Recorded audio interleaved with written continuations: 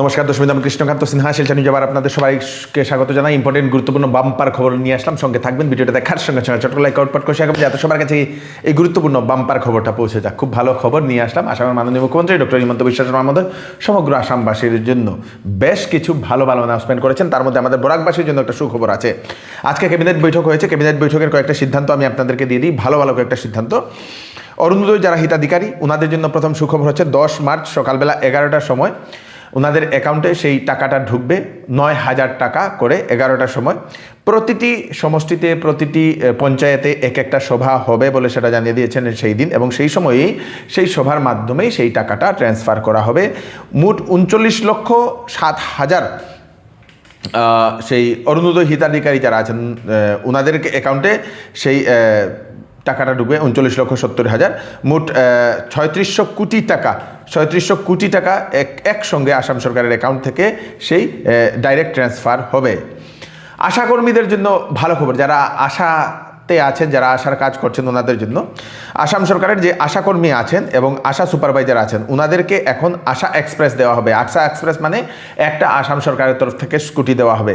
মোট 33,656 জন আশাকর্মী এবং 2,570 জন আশা সুপারভাইজারদেরকে দেওয়া হবে স্কুটি।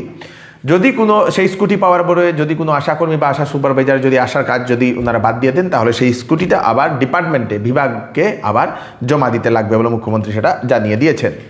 বরাক উপত্যকার জন্য ক্যাবিনেটে কি বিরাট সিদ্ধান্ত। সেই সিদ্ধান্তটা হচ্ছে আমাদের শ্রীভূমির পাথারকান্দি সমষ্টিতে একটা কৃষি মহাবিদ্যালয় দেওয়া হবে, সেটার জন্য সিদ্ধান্ত নিয়ে নেওয়া হয়েছে। মোট 122 কোটি টাকায় এগ্রিকালচারাল একটা কলেজ, সেটারও অনুমোদন দেওয়া হয়েছে। বরাকবাসীর জন্য একটা ভালো একটা খবর। নিযুত বাবু প্রকল্পের টাকা আজকের থেকে বিতরণ শুরু হয়ে গেছে। প্রথম 2500 টাকা করে ছাত্রদের অ্যাকাউন্টে সেই টাকাটা ঢুকেছে। মুখ্যমন্ত্রী সেটা জানিয়ে দিয়েছেন। আপনারা কি নিযুত বাবুর প্রকল্পে টাকা পেয়েছেন? আপনারা নিশ্চয়ই সেটা জানাবেন। এপিডিসিএলের তরফ থেকে অ্যানাউন্সমেন্ট আসে যে এপিডিসিএলের যে ওয়েবসাইটটা, সেই ওয়েবসাইটটা সেই 28 তারিখ থেকে 2 মার্চ পর্যন্ত বন্ধ থাকবে। 28 তারিখ সন্ধ্যাবেলা রাত্রিবেলা 9টা থেকে আপনাদের 2 মার্চ সকালবেলা 9টা অবধি সেই পোর্টালটা ওয়েবসাইটটা সেটা বন্ধ থাকবে। তো বিল টিল যদি জমা করতে চান এর আগেই আপনারা জমা করার জন্য আপনাদেরকে বলে দেওয়া হয়েছে। চাকুরি খালি, চাকরির জন্য যারা শিলচরে প্রাইভেট চাকরির জন্য যারা আবেদন করতে চাইছেন তাদের জন্য হচ্ছে সুখবর। একটি প্রাইভেট একটা নিউজ পোর্টালে এখন লুক নেওয়া হচ্ছে। সেই ড্রাইভার, তারপরে ভিডিও এডিটর, তারপরে নিউজ রিডার, তারপরে personal assistant female news reader ছেলেমেয়েরা পার্ট টাইম করতে পারবে। ভিডিও এডিটর কেউ পার্ট টাইম বা ফুল টাইম করতে চায় সেটাও করতে পারবে। অ্যাসিস্ট্যান্ট ম্যানেজারেরও পদ আছে। রিসিপশনিস্টেরও পদ আছে। তো আপনারা যদি সেই কাজগুলো করতে চান, চাকরি যদি খুঁজছেন, আপনারা নিশ্চয়ই তাদের দেওয়ার নম্বর 9395629428, আরেকটা নম্বর হচ্ছে 9387102505। এই দুটা নম্বরে কল করে আপনারা নিশ্চয়ই ওনাদের সঙ্গে কন্ট্যাক্ট করে নিতে পারেন ইন্টারভিউর জন্য। শিলচরের একটি নতুন একটা কাপড়ের শোরুম খোলা হচ্ছে, যেটার নাম হচ্ছে C2। সেটাতে এখন এক্সপিরিয়েন্সড এবং নন এক্সপিরিয়েন্স যারা লুক নেওয়া হচ্ছে। যারা সেলসম্যানের জন্য যারা আগে কাজ করেছেন, যারা এক্সপিরিয়েন্স, তাদের বেতন হবে 15 থেকে 30,000 টাকা অভিজ্ঞতা অনুযায়ী, এক্সপিরিয়েন্স অনুযায়ী। যারা নতুন তাদের বেতন শুরু হবে 10,000 টাকা থেকে।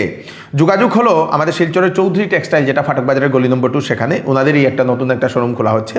সকাল 11টা থেকে রাত্রি 8টা পর্যন্ত। ফোন নাম্বার দিয়ে দেওয়া হয়েছে যে 9957147371, আরেকটা হচ্ছে 9954723558। এই দুটা নম্বরে কল করে আপনারা নিশ্চয়ই ওনাদের সঙ্গে ইন্টারভিউর জন্য যোগাযোগ করতে পারেন সেই চাকরির জন্য। তাড়াতাড়ি আপনারা করে নিন। এডিআরিতে অনেক মানুষ ভুয়া নথিপত্র দিয়ে চাকরি পেয়েছেন, এরকমই একটা খবর প্রকাশিত হয়েছে। এডিআরিতে চা জনগোষ্ঠীর সংরক্ষিত যে আসনগুলো আছে, রিজার্ভেশন যে আছে চা জনগোষ্ঠীর, সেই টি ট্রাইবসের যে রিজার্ভেশন যে সেই পোস্ট আছে, সেই রিজার্ভেশনের পোস্টে ভুয়া নথিপত্র দিয়ে 98 জন চাকরি পেয়েছে। তাদেরকে অযোগ্য ঘোষণা করা হয়েছে বিভাগীয় কর্তৃপক্ষের তরফ থেকে। সেই নথিপত্র যাচাই করার পরে দেখা যায় সেই চাকরি তো পেয়ে নিয়েছে, কিন্তু পরে নথিপত্র যাচাইয়ে দেখা যায় যে এরকম ভুয়া নথিপত্র দিয়ে চাকরি পেয়েছে। প্রত্যেক ভুয়া নথিপত্র দিয়ে চাকরি পাওয়া তাদের বিরুদ্ধে এখন এফআইআর করা হবে বলে সেটা সেই বিভাগীয় কর্তৃপক্ষের তরফ থেকে সেটা জানিয়ে দেওয়া হয়েছে। গৌহাটি হাইকোর্টের তরফ থেকে মুখ্যমন্ত্রী ডক্টর হিমন্ত বিশ্ব শর্মা মহোদয়কে দেওয়া হয়েছে নোটিশ। তার সঙ্গে সঙ্গে আসাম সরকার, সঙ্গে সঙ্গে ডিজিপিকে অনেক পিআইএল দাখিল করা হয়েছিল। হেট স্পিচের জন্য বিভিন্ন মানুষ প্রথম সুপ্রিম কোর্টে গিয়েছিল, তারপরে সেই পিআইএলটা চলে আসে আপনাদের সেই হাইকোর্টে, গুয়াহাটি হাইকোর্টে। অনেক মানুষ সেই অনেক ধরনের পিআইএল সাবমিট করেন হেট স্পিচ নিয়ে। সেই মিয়া মুসলিম নিয়ে উনি অনেক ধরনের মন্তব্য করেছিলেন মুখ্যমন্ত্রী মহোদয়। সেই মন্তব্যের ভিত্তিতে অনেক মানুষ সেই পিআইএল দাখিল করেছিলেন। অবশেষে সেই নোটিশ দেওয়া হয়েছে। 21 মার্চ হবে পরবর্তী শুনানি বলে সেটা জানা গেছে। প্রধানমন্ত্রী নরেন্দ্র মোদী বিশ্বের মধ্যে প্রথম পলিটিক্যাল লিডার যার ইনস্টাগ্রাম যে অ্যাকাউন্ট, ইনস্টাগ্রাম যে পেজ, সেই পেজে 100 মিলিয়ন ফলোয়ার ক্রস করেছেন। ভারতবর্ষের মাননীয় প্রধানমন্ত্রী শ্রী নরেন্দ্র মোদী মহোদয় বিশ্বের মধ্যে এরকম একজন পলিটিক্যাল লিডার যিনি 100 মিলিয়ন ফলোয়ার ইনস্টাগ্রামে উনি ক্রস করে নিয়েছেন। আমরাও প্রধানমন্ত্রী নরেন্দ্র মহোদয়কে অশেষ অভিনন্দন জানাই। আসন্ন বিবাহ সিজন উপলক্ষে শ্যামসুন্দর জুয়েলার্স নিয়ে এলো হলমার্কযুক্ত সোনার গহনার মজুরির উপর ফ্ল্যাট 40% ডিসকাউন্ট, হীরার গহনার উপর ফ্ল্যাট 20% ডিসকাউন্ট। তার সঙ্গে পাচ্ছেন পুরাতন সোনার পরিবর্তে নতুন HUID যুক্ত হলমার্কযুক্ত সোনার গয়না নেওয়ার সুযোগ। প্রতি রবিবারে কেনাকাটার সুবিধাও আছে, তাই চলে আসুন Shyamsundar jewellers, central road, Silchar. এবার চৌধুরী টেক্সটাইলে বিবাহের কাপড়ে এবং ফ্যান্সি কাপড়ে দেওয়া হচ্ছে বাম্পার অফার, 50% পর্যন্ত ছাড়। 10 দিনের ভিতরে যে কোনো বিক্রিত মাল যদি পছন্দ না হয় তাহলে ফেরত নিয়ে আপনারা টাকাও নিতে পারবেন। তাড়াতাড়ি চলে আসুন চৌধুরী টেক্সটাইল, ফাটক বাজার, গলি নম্বর 2, শিলচর সদর থানার নিকটে। আজকে আমাদের শিলচরের অন্নপূর্ণা ঘাটে তর্পণ ঘাট ও ছট পূজার ঘাটের নির্মাণের কাজের শিলান্যাস করা হয়েছে। সেই ঘাট বানানোর জন্য বহুদিন ধরে বহু মানুষ ওনারা সেই সরকারের কাছে ওনারা দাবি করে আসছিলেন, প্রশাসনের কাছে দাবি করে আসছিলেন। অবশেষে জানা গেছে সাংসদ এলাকার উন্নয়ন তহবিল থেকে 45 লক্ষ টাকা ব্যয় করে সেই ঘাটটা বানানো হবে, যেখানে তর্পণের সময় তর্পণ দিতে পারবে, সেই ঘাটে সেই সময় ছট পূজার সময় ছট পূজার পুজো দিতে পারবেন। শিলান্যাসে উপস্থিত ছিলেন রাজ্যসভার সাংসদ কনাথ প্রকাশত মহোদয়, শিলচরের মাননীয় বিধায়ক শ্রী দীপায়ন চক্রবর্তী মহোদয় সহ অন্যান্যরা। শিলচরের শিব কলোনির মুন্না মজুমদারের যে হত্যাকাণ্ড, সেই হত্যাকাণ্ডের জন্য গতকালকে কোর্ট আদালত 3 জন দোষী যারা আছেন ওনাদেরকে যাবজ্জীবন কারাদণ্ড ঘোষণা করে দিয়েছিল, সাজা দিয়ে দিয়েছিল। তারপরে সেই মুন্না মজুমদারের যিনি বোন, উনি সাংবাদিকদের সামনে সম্পূর্ণ ঘটনাটি কী হয়েছিল সেই দিন ঘটনাটি সেটা সম্পূর্ণ তুলে ধরেছেন। কি সেটা আপনারা একবার জেনে নিন। 22 বছর আগে ঘটে যাওয়া ঘটনার বিবরণ আপনারা শুনতে পারবেন।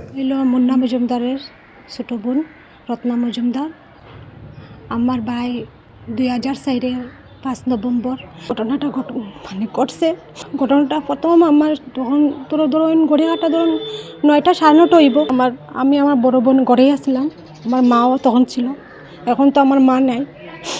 2013 সালে মা সুখের মারা গেছে। আমার একজন তার দণ্ডা সুরানার স্টাফ একজন আইছে, আয়া হয় যে তোমার ভাই মাথা ঘুরাই পড়ে গেছে, তোমরা মেডিকেল যাইতে লাগবো। তখন আমরা কইছি যে কিতা হইলো ঘটনাটা, মাথা ঘুরে কেন বলে, হ্যাঁ তো সুস্থ, হ্যাঁ তো 2 দিন আগে কথা হইছে, সেইখানে থাকতো, ওই যে দণ্ডা সুরানার এখানে যে থাকতো, তো সেইখানে থাকিয়া কাজ করতো। আর আমরা কইছি যে হের কিতা হইলো হঠাৎ করিয়া, এখন না আপনারা গেলে বুঝতে পারবা। এখন আমরা গেছি পরে দণ্ডা সুরানা কইছে যে তোমরা থাকতে লাগতো না, তোমরা যাও গিয়া, আমরা কালকে সকালবেলা হেরে লইয়া যাই। কইছে না দিদি, আমার দিদিও কইছে তো একটু তারা দেখাইন তে হে কীরকম আছে আসে বিষয়। না না হে বালা আছে, তোমরা যাও গিয়া, স্যালাইন চলে, তোমরা তখন ডাক্তারে দেখতে দিত না। তখন আমরা তখন আমার দিদি জোর করছে, না আমরা হেরে না দিকে আর দিতাম না, পরের দিকে কইছে না তোমরা যেতে লাগবো, ডাক্তার তোমরা দেখতে দিত না।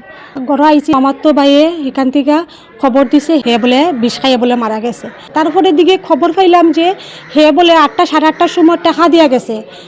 আমরা যে বাড়িতে ভাড়া থাকতাম, এই বাড়ির ছেলে একটা শ্রীমা বস্তা লয়ে তখন কাজ করতো, হের কাছে টাকা দিয়া গেছে। আর ছেলেরা সব গেছে মেডিকেল, গেছে পরে তারা দেখতে দেন না, তারা না বালা আছে সুস্থ আছে, না আমরা দেখাই তারা বইনটা দেখাই দিয়েছে আমরা দেখাই তারপরে কইছে কী হয়েছে কিতা কয় না হে সুইসাইড করছে হে বিষ খাইয়া সুইসাইড করছে তারপরে একটা হয় বিষ খাইয়া সুইসাইড করছে একটা হয় কেরাসিন খাইছে একটা হয় মাথা ঘুরাই পড়ে গেছে কেউর কথার কোনো মিল নাই যখন এই কথা যখন তদন্ত চলে তার সবে না এটা তো হইতে পারে না একজনে হয় কেরাসিন খাইছে একজন হয় বিষ খাইছে এটা তো কোনো হইতো না নিশ্চয় কিছু আছে এই কথা শোনার লগে লগে যতজন আছে তারা দোকানে যে আইসে মালিকুলিকা আছে আরও তারার একদম গাড়ি উড়ি ভর্তি এটা সবটি গাড়ি উড়িয়ে বাকছে যখন আমরা ছেলেরা যখন দেখি যে বডি যখন দেখি যে কইছে বডির মেরে সম্পূর্ণ শরীরে স্যুট আছে জুড়ে মানে এমনভাবে বাড়ি দিছে ব্রেইন হ্যামরেজ হয়েছে ডাক্তারে তখন কইছে কিন্তু পরে রিপোর্ট বদলাইছে যে হে বলে বিষ খাইয়া মারা হয়েছে ওটা তখন কেস দিছিলাম সদর থানা দিছিলাম দণ্ডা সুরানা রতন দেবনাথ